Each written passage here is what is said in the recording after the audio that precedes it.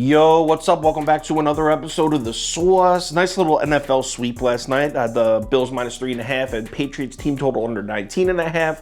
Gotta love it. Let's keep the momentum going. Obviously, we got the USC Utah tonight later, but let's put that to the side because in this video, we're talking Big 12 championship. Obviously, the 12-0 TCU Horned Frogs going to complete the perfect season against Kansas State. Should be a good game. Let's go. Welcome to The Sauce. The Sauce. Sauce.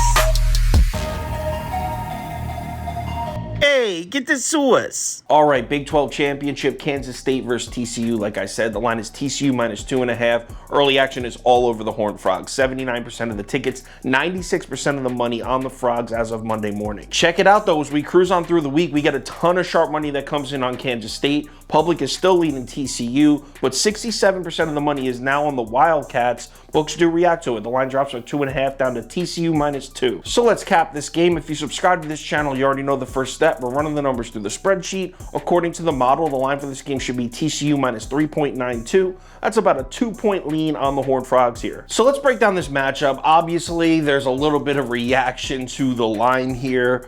I mean, this is a 12-0 TCU team that's probably going to the college football playoff along with Georgia and Michigan, and they're only laying 2.5 points to Kansas State. I mean, I get it, but can we show some respect to this Kansas State team? This is a really good football team with a good physical defense that already gave TCU problems earlier in the year. Remember, this is a Kansas State team that went on the road into TCU and jumped out to a 28-10 lead with the backup quarterback in, Will Howard. They ended up blowing it in the second half. They missed 2 field goals and threw 2 interceptions. TCU comes back and wins. Now, Adrian Martinez has returned to practice, but they're not giving us any indication on who's going to start at quarterback. If I had to guess, I'd say Will Howard is still going to be the guy. From what I'm reading, it sounds like we're going to see Adrian Martinez come into the game for certain sets, but Will Howard's going to be the quarterback. But like I said, none of us know shit about this because Kansas State has already shown us they're sketchy with the quarterback injury reports, if you remember from the TCU game earlier in the year. But anyway, since that TCU game, Will Howard has been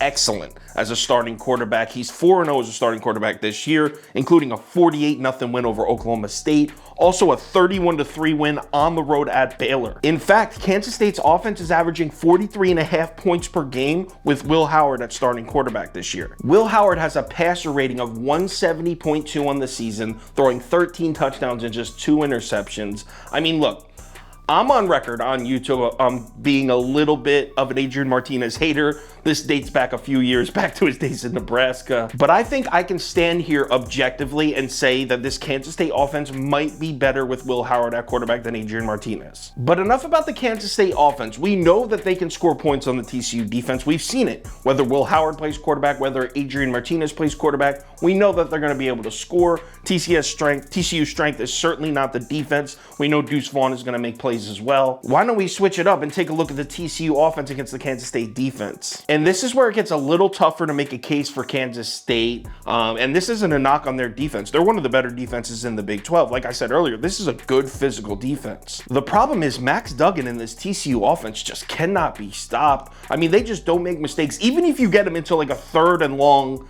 situation, Max Duggan has no problem throwing the ball away and punting it. This TCU offense operates with just such a poise to it. Take the Baylor game, for example. Now, if you remember, we had Baylor +2. TCU goes on the road in Baylor, and Baylor was winning for the majority of the game, especially the first half and like the 3rd quarter. Even when Baylor's defense was making stops and forcing TCU to punt it, it's almost like they didn't, I don't want to say didn't care, but there was a complete calmness to them. It's like, it's cool. We're going to score 30 points anyway. We'll give it back. This TCU team just seems to do all the intangibles right. I mean, look at some of these numbers. They're great on 3rd downs, right? Their defense isn't great, but on 3rd downs, they're a top 3 defense in the Big 12.